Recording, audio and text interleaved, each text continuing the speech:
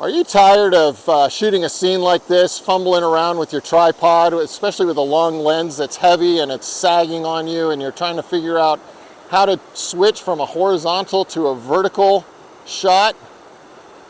Here's David doing what David does best. Okay, you got it set up now, David? That nice. Hey, what is up, photo enthusiasts? This is Steve, one of the co-founders of Photo Enthusiast Network, and we are, I can't remember the name of these falls, but we're in the Great Smoky Mountains right now with a group, and it is stunning out here. The light is nice. We got up early, and we're shooting this waterfall. I've worked with a few people on this trip over the last couple of days, and there's one really quick, easy tip that could change your life that's come up a few times.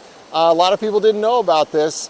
And once you see it, you're going to be like, how did I miss that? How did that escape me? So take a look at the back of my camera here. I'm shooting this waterfall.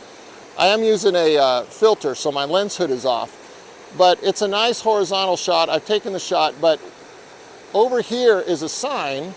And so what I want to do for my next composition is go vertical with this. I've seen a lot of people do this. They loosen their ball head, loosen the panning knob, bring this collar over, to get it in the notch here, get your hand down here, and it's just cumbersome trying to figure this out, and you have very limited range of motion. So here's the trick. Come back up to where you were, so I can get that shot lined up again. Lock everything down.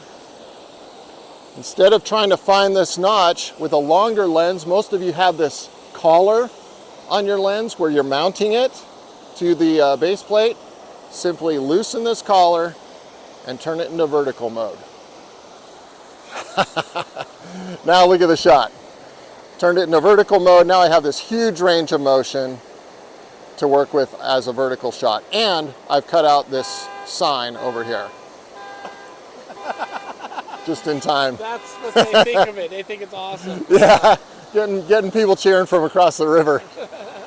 So anyway, and the other thing that I'd like to add on to this is when you do shift this from landscape to portrait mode, horizontal to vertical, put your controls at the top. Use the controls at the top.